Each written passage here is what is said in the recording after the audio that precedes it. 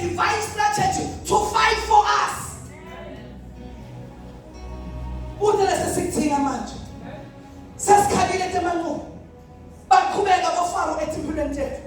Uthi uNkulunkulu wawuva umthandazo wethu. Njengesikhathi saMose ukuthi have come down. But this time you need not to do anything. My grace shall fight for you. My grace shall redeem you. When I say this day grace works, a very great battle. Meaning my battles are not small. A battle that was threatening my career.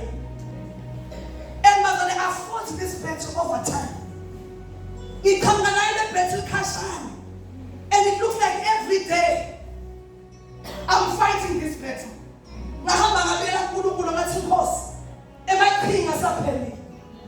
I am done. I don't know anymore what to do. I don't know anymore how to fight. Because each day I try to fight. Relax, my grace has come. Amen. My grace has come to fight. And but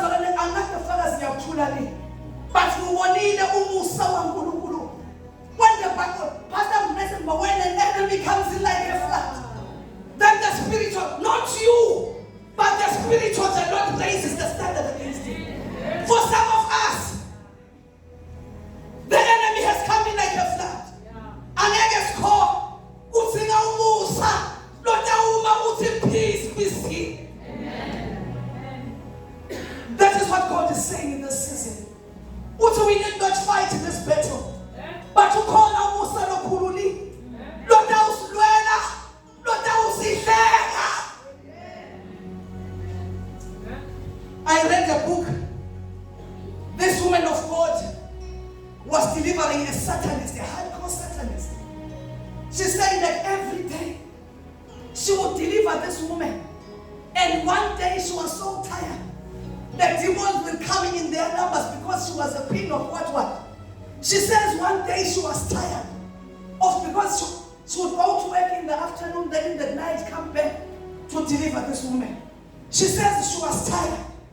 The demons would enter and torture her. She says one day she was asleep, the demons came. I'm calm. Uti, as I was struggling, I saw a great hand that came and removed the hand of the demons. That was greater grace. Some of us is where we are being tormented, we are being tortured.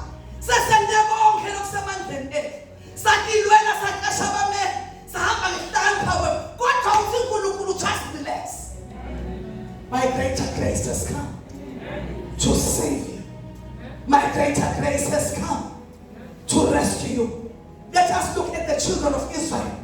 The Bible says Pharaoh for 430 years, doing whatever he liked, until they did not fight Pharaoh. But when Moses came, the grace began to fight. For Pharaoh, it's not grace, but it is greater word, grace. Because when the grace grace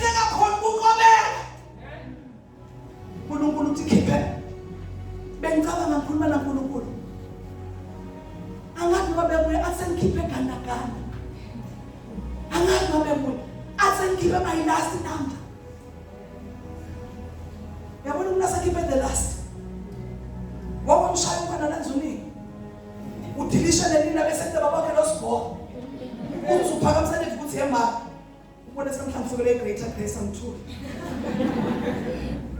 Do you understand? Do you understand?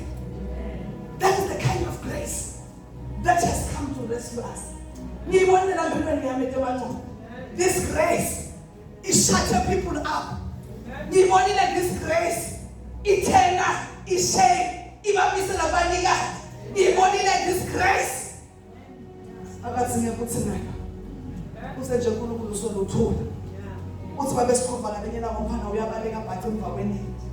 What happens? Nasibaleka la kuNkulunkulu ukuthi ngathi uNkulunkulu ngena la mva bese usitouch ke. Asomthinze phela. Kule grace ekhishiwe la.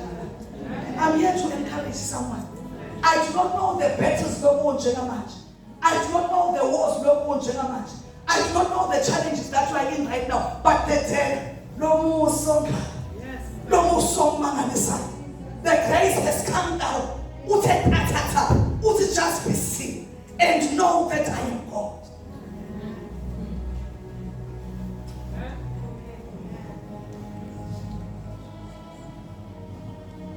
Yamkhumbula Daniel when he was in the den of lions. Bese kuphelile bazalwane ngayo. He was gone. He was thrown into that den. But khona into leyehla lapha ekhaya. Liyavala imilomo yemabhubesi. Ibazana ngibani ongavala umlomo wemabhubesi na?